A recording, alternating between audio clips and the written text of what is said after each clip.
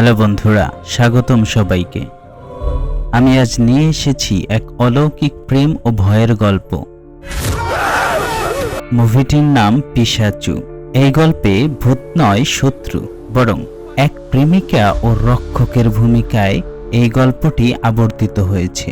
এই অসাধারণ কাহিনী তোমাদের মন ছুঁয়ে যাবে। দূর শহরের এক ফ্ল্যাটে সিদ্ধার্থ একাই থাকে। দিনগুলো কাটছিল যেন একঘেয়েমিতে। তবে হঠাৎ করেই তার জীবনের ঘড়ির কাঁটা যেন উল্টো দিকে ঘুরতে শুরু করলো।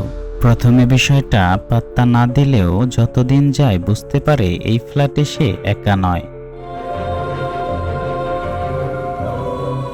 তখন থেকেই তার জীবনের ক্যানভাসে ভয়ের, বিষাদের আর অজানা রহস্যের এক অন্ধকার প্রতিচ্ছবি ফুটে ওঠে।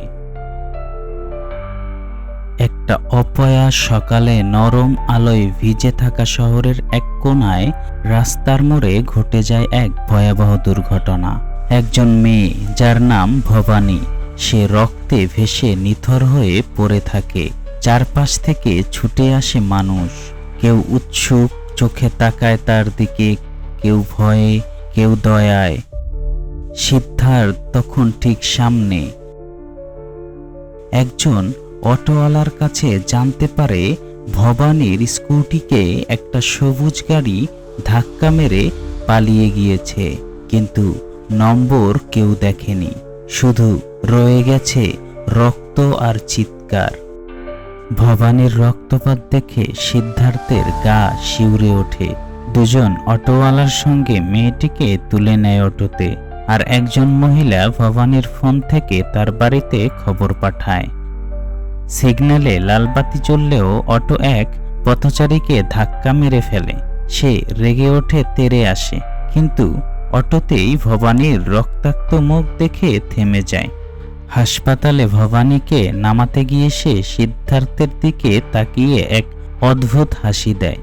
চেনা নেই, জানা নেই, তবুও সিদ্ধার্থের দিকে হাত বাড়ায়। শেষবারের মতো আকুতি জানায়, যেন বলে, আমাকে বাঁচাও। ওটিতে ঢোকার আগে সিদ্ধার্থ হাতটা চেপে ধরে, কিন্তু ছাড়তেই ভবানীর শরীর কেঁপে ওঠে। বাবা বলে নিঃশ্বাস থেমে যায়। সিদ্ধার্থ হিম হয়ে যায়। জীবনের প্রথমবার তার চোখের সামনে কেউ মারা গেল। শুধু মারা গেল না, একজন অজানা অনুভূতি রেখে গেল।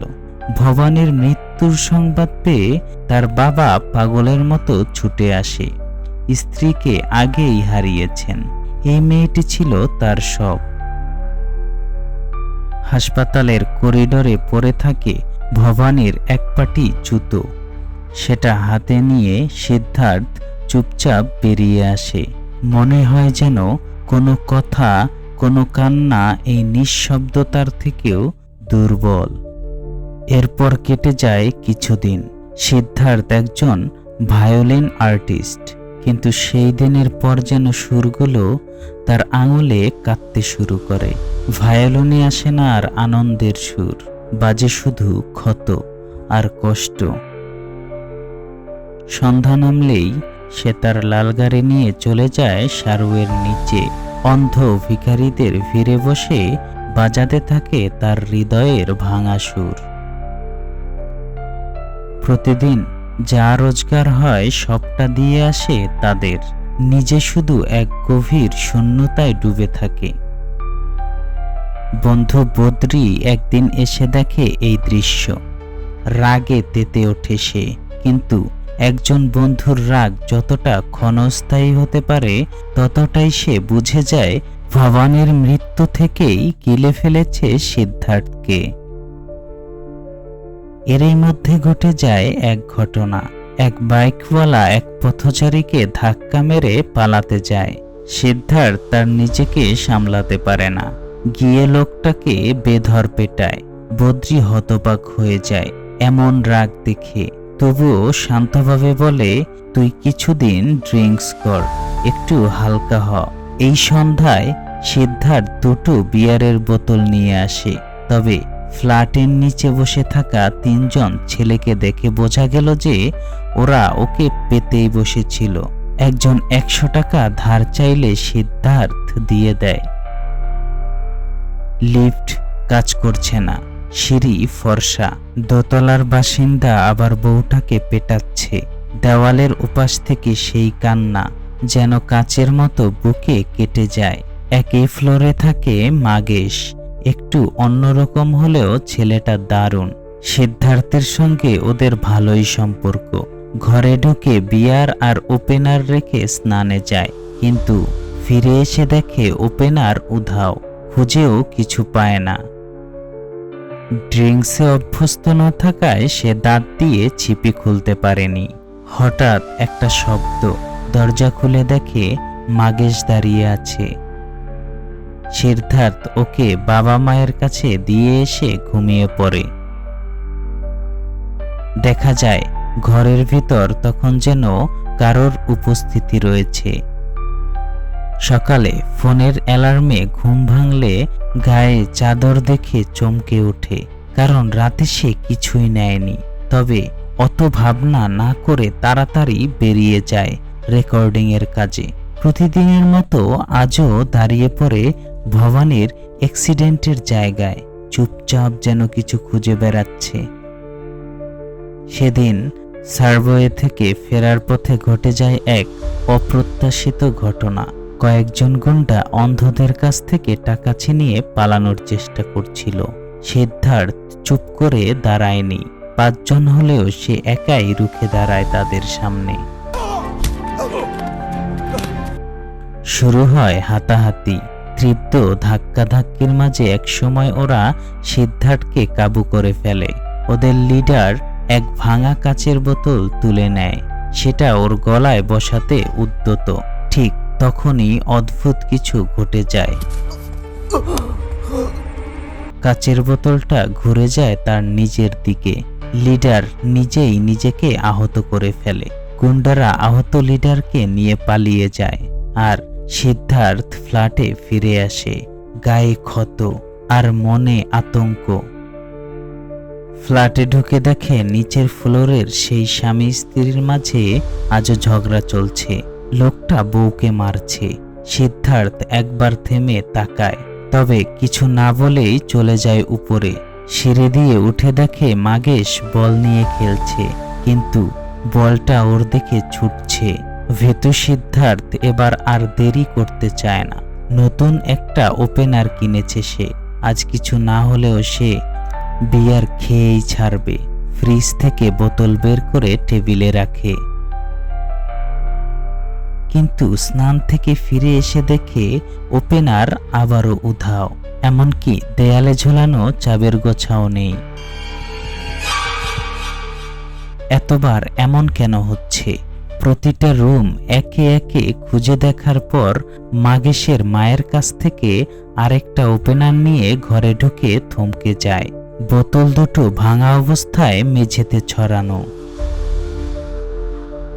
এইবার সে বুঝে যায় এটা কোনো কাকতালীয় নয়। উপায় না দেখে বন্ধু বদ্রীকে ডাকে সে। সব ঘটনা বলার পর জানায় যে এই ফ্ল্যাট ইনডেড। বদ্রী প্রথমে বিশ্বাস করতে চায় না, কারণ এই ফ্ল্যাট সিদ্ধার্থ 3 বছর ধরে ভাড়া নিয়ে আছে, আর 3 বছর আগে এখানে কেউ মরেনি।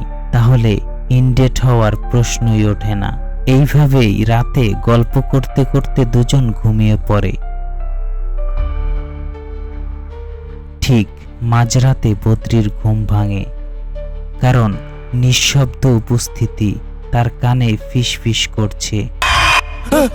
প্রথমে ভাবে হয়তো সিদ্ধার্থ মজা করছে, কিন্তু কিছুক্ষণের মধ্যে বুঝতে পারে সিদ্ধার্থ ঘুমিয়ে আছে। এই অনুভূতি, এই ঠান্ডা শ্বাস, এক অজানা শক্তির ছায়া, তারা আর থাকতে পারছে না। রাতের গভীরে দুজন একসাথে রাস্তায় নেমে পড়ে। তাদের দেখে এক পেট্রোলিং অফিসার জিজ্ঞাসা করে, এই রাস্তায় কেন? বদ্রী বলে, আমরা পাগল নই, চোরও নই, আমরা ভায়োলিন বাজাই, কিন্তু আজ আমাদের ঘরে কিছু একটা হয়েছে। অফিসারের কাছ থেকে ফোন নিয়ে তারা এক বন্ধুকে কল করে। সে বন্ধুর মাধ্যমে জামা কাপড়ের ব্যবস্থা করে। বাকি রাত বাইরেই কাটায়।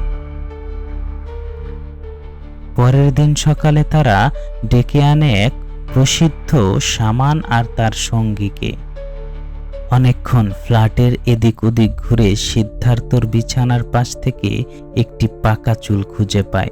সেই চুল জলের সাথে মিশিয়ে পান করার প্রস্তুতি নিচ্ছে। ঠিক তখনই সে 5,000 টাকা দাবি করে। সিদ্ধার্থ কিছু না ভেবেই রাজি হয়। টাকার বান্ডিল রান্নাঘরে রেখে সামান রীতিমতো অদ্ভুত আচরণ করতে শুরু করে।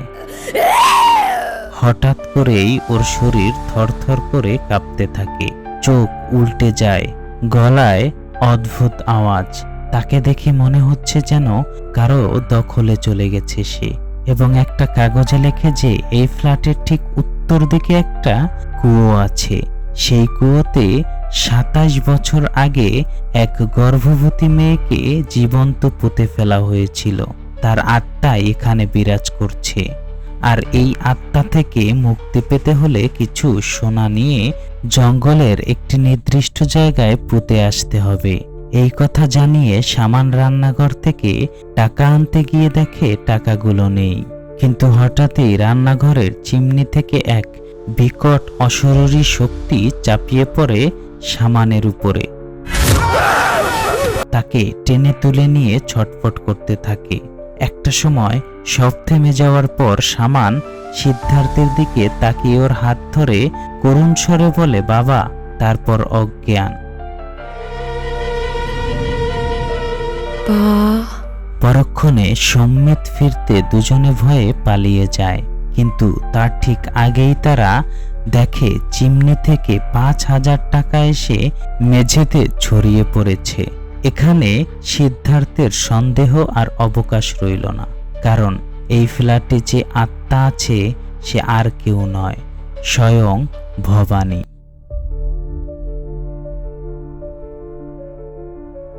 সিদ্ধার্থ ঠিক করে সে আর এই ফ্ল্যাটে থাকবে না।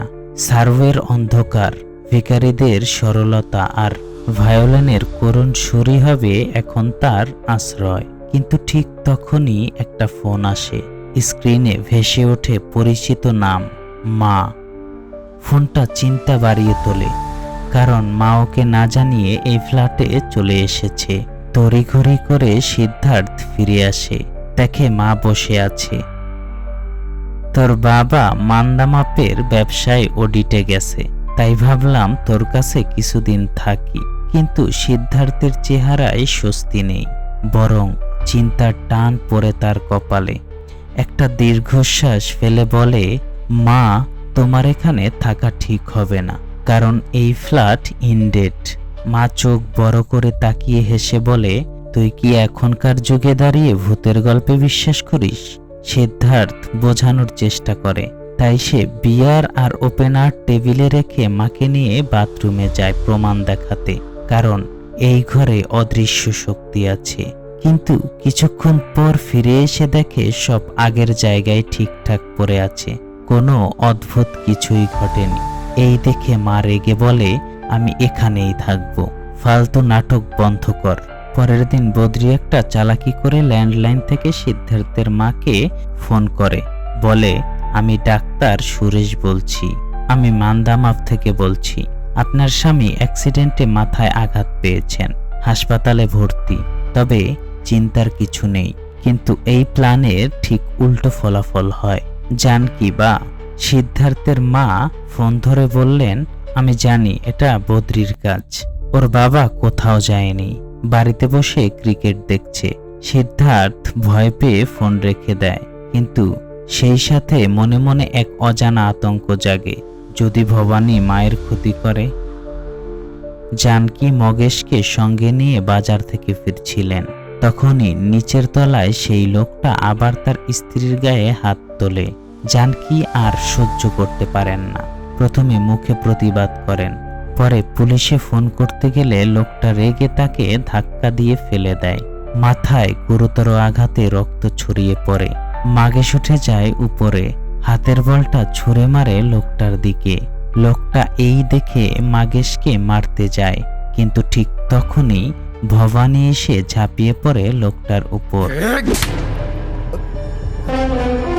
ভয়ঙ্কর শক্তিতে তাকে টেনে হিচড়ে নিয়ে যায়। পেটাতেও ছাড়ে না। আর এদিকে সিদ্ধার্থের ঘরের দরজা বাইরে থেকে বন্ধ করে দিয়েছে ভবানী। কয়েক মিনিটের মধ্যে পুরো ফ্ল্যাট স্তব্ধ হয়ে যায়। লোকটা নিস্তেজ হয়ে পড়ে। এতক্ষণে কি হয়ে গেল? সিদ্ধার্থ এসে দেখে মায়ের মাথা ফেটে গিয়েছে। তবে মা বলেন, বাথরুমে পা পিছড়ে পড়ে গেছি।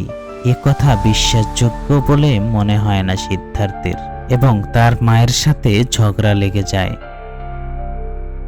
মা প্রশ্ন করেন, তুই কি কারোর প্রেমে পড়েছিস? আর ওই দেওয়ালে ঝোলানো এক পাটি জুতো কার? সে যদি চায় তিনি ওই মেয়ের পরিবারের সঙ্গে কথা বলবেন। সিদ্ধার্থ দীর্ঘশ্বাস ফেলে শান্ত গলায় বলে, মা, যার কথা তুমি বলছো সে মারা গিয়েছে। তার সঙ্গে কথা বলার আর কোনো উপায় নেই। জানকী কিছুক্ষণ চুপ করে থাকেন। তারপর ছেলের চোখের দিকে তাকিয়ে বলেন, আজ সন্ধ্যায় ফিরে যাব, তুই টিকিট কেটে রাখিস। এদিকে মা ততক্ষণে স্নানে ঢুকে যান। আর ঠিক তখনই সাবানে পা পিছলে পড়ে গুরুতর আঘাত পান তার মা। ঘরে কেউ ছিল না, কিন্তু ঠিক সেই মুহূর্তে ভবানী তাকে বাইরে এনে মাগেশদের ঘরের সামনে রেখে দরজার নক করে চলে যায়। মাগেশের মা দরজা খুলে দেখে রক্তাক্ত জানকী মাটিতে পড়ে আছেন। টিকিট কেটে ফিরে এলে এই ঘটনা দেখে সিদ্ধার্থ স্তব্ধ হয়ে যায়। এটা নিশ্চিত ভবানীর কাজ। মায়ের রক্তাক্ত মুখ দেখে সিদ্ধার্থের যেন বুক ফেটে যায়। সে কিছু না ভেবে দ্রুত মাকে নিয়ে হাসপাতাল যায়। কিন্তু হাসপাতাল যাওয়ার আগে সে থামে। একবার চিমনির সামনে দাঁড়িয়ে নিঃশব্দে ভবানীর উদ্দেশ্যে মুখ খোলে এবং বলে, আমি কি এমন অপরাধ করেছি যার জন্য আমাকে শাস্তি পেতে হচ্ছে? আমি তো চেষ্টা করেছিলাম সেদিন তোমায় বাঁচাতে, হয়তো পারিনি, কিন্তু আজও তোমার মৃত্যু আমাকে তাড়া করে। তারপর চোখ বন্ধ করে বলে, তুমি যদি আমার মায়ের ক্ষতি করো, আমি নিজেকে শেষ করে তোমার থেকে প্রতিশোধ নিব। সেই হুঁশিয়ারি রেখে সিদ্ধার্থ চলে যায়। কিন্তু এবার তার ভিতরটা যেন আর কাঁপছে না, বরং ভিতরে জন্ম নিয়েছে এক সিদ্ধান্ত। মাকে হাসপাতালে ভর্তি করে দুই বন্ধুর সঙ্গে খোঁজ নেয় সেই অটোওয়ালার। তার নাম কালাম, যে ভবানী দুর্ঘটনার প্রত্যক্ষদর্শী। কালাম প্রথমে রেগে যায়। সে বলে, ভবানীর বাবাও প্রতিদিন জেরা করছে। ও তো আমায় 1 লক্ষ টাকা পর্যন্ত দিতে চেয়েছিল যাতে আমি চালকের সন্ধান দেই, কিন্তু আমি তো কিছুই জানি না। সিদ্ধার্থ এবার অনুরোধের সুরে ভাঙা কণ্ঠে বলে, আমাকে শুধু ভবানীর বাবার ঠিকানাটা দিন। অবশেষে সে ঠিকানা জানায়। স্টেশনের পাশে বরফ ফ্যাক্টরির সাথে একটি ঘর। ওরা দ্রুত সেখানে পৌঁছে দেখে ফ্যাক্টরি বন্ধ, আর ফ্যাক্টরি লাগোয়া ঘরটার দেওয়ালে ভবানীর এক বড় ছবি টাঙানো। ছবিটির সামনে দাঁড়িয়ে সিদ্ধার্থ যেন আরেকবার ভবানীর চোখের দিকে তাকিয়ে আনমনা হয়ে বেরিয়ে আসে। বাইরের কিছু শ্রমিক ভবানীর কবরটাকে মেরামত করছে। তাদের থেকে জানতে পারে ভবানীর বাবা এখন জঙ্গলে নেশাগ্রস্ত অবস্থায় পড়ে আছেন। বন্ধুরা ডেকে বলে, ওর আত্মা এখনো রয়ে গেছে। তুই তো জানিস, আত্মা তখনই শান্তি পায় যখন শরীর আগুনে বিলীন হয়। কিন্তু সিদ্ধার্থের চোখে কোনো অভিযোগ নেই, শুধু কষ্ট আর এক চাপা সিদ্ধান্ত। এই কাহিনীর শেষ তাকে খুঁজে বের করতেই হবে। হাসপাতালে গিয়ে সিদ্ধার্থ জানতে পারে তার মা এখন অনেকটাই সুস্থ, তবে আরো 3 দিন ওখানেই থাকতে হবে। এবং এই সুযোগ কাজে লাগিয়ে সে আর বদ্রী সিদ্ধান্ত নেয় এবার ভবানীকে তাড়াতে যা যা করার করবে। তারা একত্র করে এক শামান, এক মৌলভী আর এক বদ্রী, 3টি বিশ্বাস, 3টে পথ, কিন্তু উদ্দেশ্য একটাই, এক অলৌকিক আত্মাকে মুক্তি দেওয়া। সব শেষ হলে বদ্রী তাদের একটাই কথা বলে, আজ রাত ঘরের দরজাটা খোলা রেখো, যেন আত্মা সহজে মুক্তি পায়। তারা সেটাই করে। ফ্ল্যাটের দরজা খোলা রেখে সবাই ছাদে শুতে যায়। কিন্তু তখনই নিচে ঘটে যায় কিছু ঘটনা যার জন্য কেউ প্রস্তুত ছিল না। সোসাইটির সেই 3 বখাটে ছেলে, তাদের একজন খাবার চুরি করতে আসে সিদ্ধার্থদের ফ্ল্যাটে। তার চোখে একরাশ লোভ, বাড়ির দামি জিনিসগুলো একে একে বাছাই করতে থাকে। কিন্তু কিছুক্ষণ পর থেকেই ঘটে অদ্ভুত ঘটনা। যে জিনিসগুলো সে এক জায়গায় রাখে, সেগুলো হঠাৎ করে আবার আগের জায়গায় ফিরে যাচ্ছে। থমকে যায় সে। কিন্তু তখনই পেছন থেকে ভবানীর আত্মা ঝাঁপিয়ে পড়ে তার উপর। ছেলেটার চিৎকার শুনে বাকিরা ছাদ থেকে নেমে আসে। ওর অবস্থা দেখে হাসবে নাকি ভয় পাবে কেউ বুঝতে পারে না। সিদ্ধার্থের শরীর তখন কাঁপছে, মুখে একটাই কথা, ও এখানে আছে, এখানেই আছে। সিদ্ধার্থ আর শান্ত থাকতে পারল না। রাতের আধারেই ছুটে যায় ভবানীর বাবার কাছে। সে আর কিছু শুনতে চায় না। সামনেই জমিতে কবর খুলে ফেলতে শুরু করে। ভবানীর বাবা ছুটে এসে কাপা হাতে সিদ্ধার্থদের পা ধরে বলে, আমি হাত জোর করে বলছি, কবর খুঁড়ো না,